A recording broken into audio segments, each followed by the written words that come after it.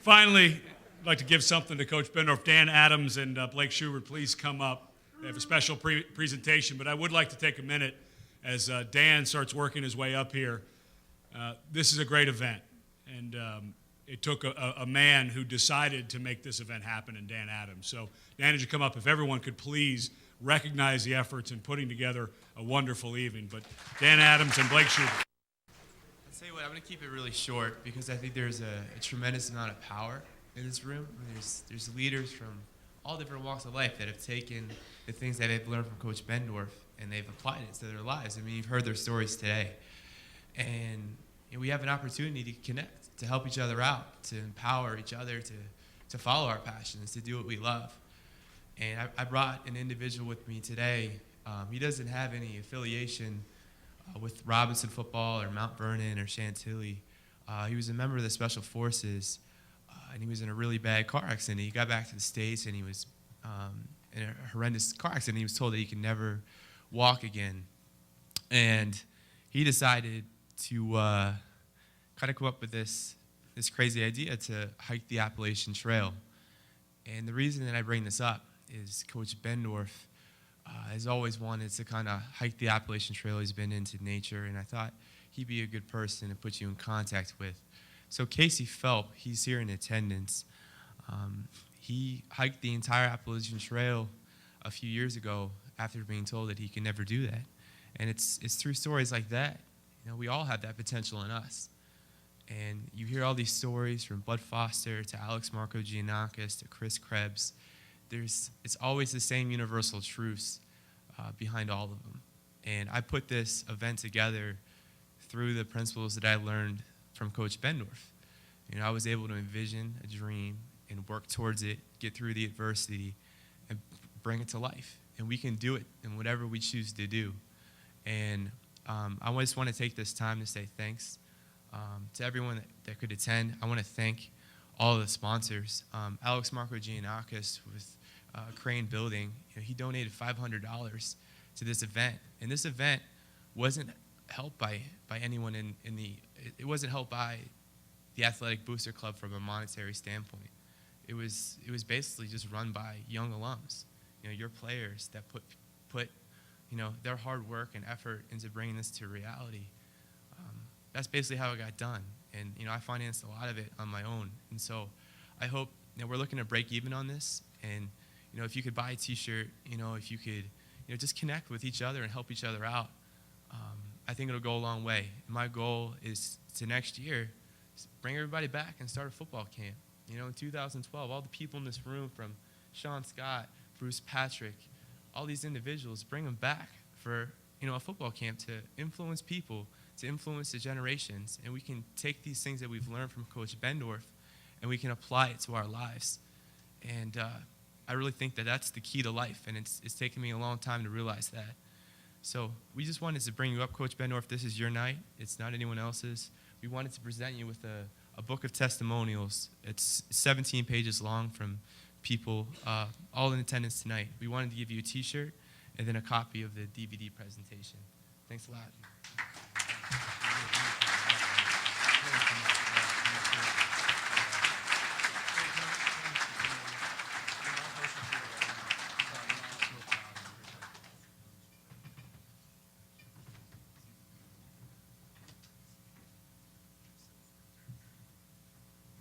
Wow, this thing's been overwhelming for me, and I know it's been a long night, and I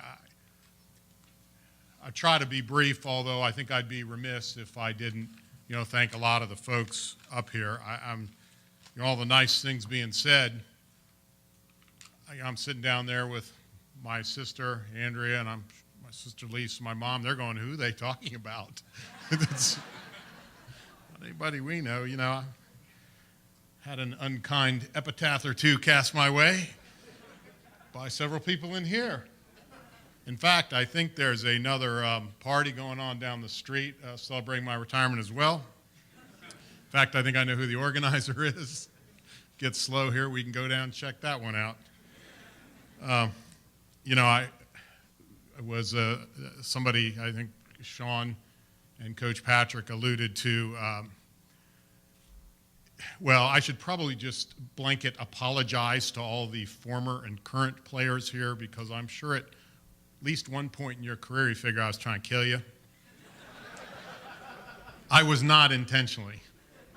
I do remember that story at Mount Vernon where Sean Scott and Lance Doty and some of those defensive linemen, we were practicing and it was approaching midnight and I just lost track of time. I don't know what happened. And I see it's actually, Bruce got all of it right, except I see the flashlight coming across the practice field. And he said, Coach Bendorf, are you going to give him a break before the morning practice? He said, send him in. So, but I learned how to coach from Coach Patrick, and not to, you would think I would have mellowed over time. I can, Jack Curtis and Rick Barron, and the guys on the 05 team. We had the camp where we did the 47 Hills after the hour of conditioning, where I went from Coach Hardass to Coach Dumbass, and Coach Hertz fell in a ravine and almost retired right there. I sent Coach Francis out onto the field to look for players after practice. I know some guys slept in their gear that night. I apologize again. I really need to apologize to a lot of folks tonight, I think. I'm just surprised everybody showed up. I mean, must be a slow Saturday night. I would, Danny Adams has been acknowledged and the other players that have made this possible. And it's not surprising to me that it was primarily my players and people I coached with. And I'm overwhelmed and I cannot put it into words what this means to me. I think it's going to take some time for it to sink in. And I'm not going to cry. I'm not going to cry. If you see tear, it's because of pollen or something. Dang it. I think it was mentioned before, I'm not the celebrity of coaching has never really appealed to me. I'm not totally comfortable up here. I'm not totally comfortable in the limelight. I know the Robinson folks know the last 5 or 6 years I've preferred to coach from the press box. I don't need to be out front. I think I've been more about the players than I have that. The relationships are what have appealed to me about coaching, the competition, the camaraderie, not so much the celebrity part or the attention. I know the reporters would get upset with me because I wouldn't give them much time and didn't always return the calls. But to me, that's not what this profession's about. There's a lot more accomplished football people in this room than me.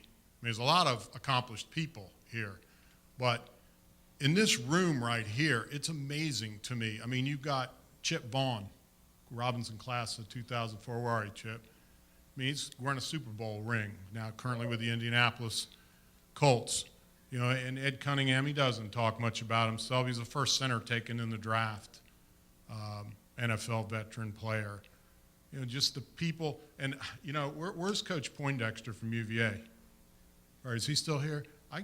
He probably left because of all the Virginia Tech stuff. I mean, I'm telling you, you guys ran him right out the door. There's no question. He probably feels terrible. But, and Dan Adams, you got to go Google him. He set the NCAA record for solo tackles in a college game at 21. He led all conferences in tackles for the season. And then he has a well-publicized altercation with Pac-Man Jones on TV. Pac-Man called him Waterboy. I'd have fought too, Dan. I guarantee. So, there's just the people here that, just have a lot better football credentials than I do. I probably owe everybody in the room a debt of gratitude and thanks. I'm sure I do, and I would like to acknowledge everybody. I'm not going to do it. I couldn't do it. I'm not going to do it in the interest of time. I would like to acknowledge some people, and I apologize for the folks I leave out. But, first of all, Bruce Patrick, who's already been up here, he gave me my start, and I learned how to coach under him. I really absolutely did. And things you wouldn't even know about. You know, I was right out of college, JV coach. It didn't matter whether it was Thursday or Friday night. It was just football. I didn't care. He's up at the top of the bleachers, just kind of observing. I remember this game. Long run by the opposing team. The referee coming down the sideline, side judge. I swear he veered out of bounds. He ran into me. He fell down. He got up. He flagged me. I said, "What's that for?" And then a spirited discussion ensued. And we started going at it. Next thing I know, this shadow came down from behind me, down the stands, hand on my shoulder. "Coach Bendorf," "Yes, sir. You're coaching a football game. You're not in a bar fight." That was the first lesson I learned. Although, you know what? You Robinson guys, we've been accused playing like we're in a bar fight, haven't we? Yeah. So maybe I didn't learn that lesson as well as I should have. But Coach Patrick, I would like to publicly thank you. I wouldn't never achieve what I did without your tutelage.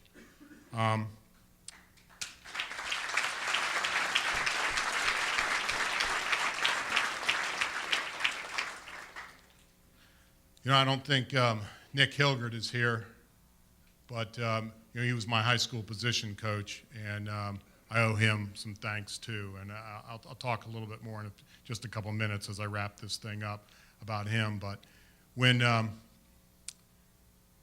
Robinson football job opened up, head job, I was not under any expectation that I would automatically get the job. It was very competitive.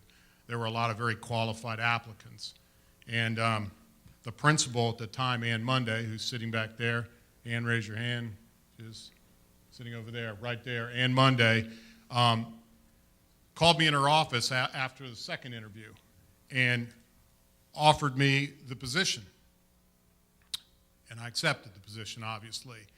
And she said to me, you know, I would like for the players to represent themselves in a way that brings pride on this school, and they need to act accordingly in the school and out in the community, and there needs to be no double standard for the athletes. And I thought, you know, I feel that way too. And as I turned to walk out the door, she said one other thing: "Don't lose to Centerville." You remember that, don't you?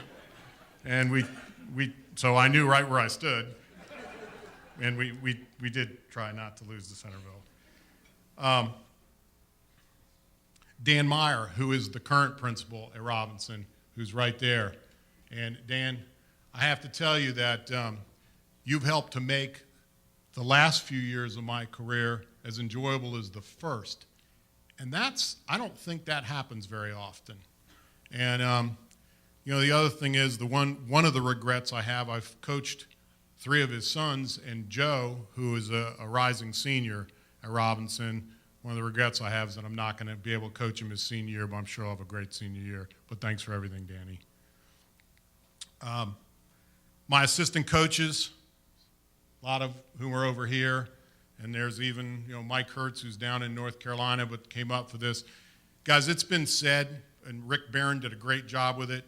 You know, somebody figured out we've averaged winning 9 games a year for however long. You know what, in football, it isn't about the head coach. It's about having a cohesive group, and those guys deserve as much credit as anything, and they are not just assistant coaches. Those guys are my friends, and I'd like to have a round of applause for all assistant coaches.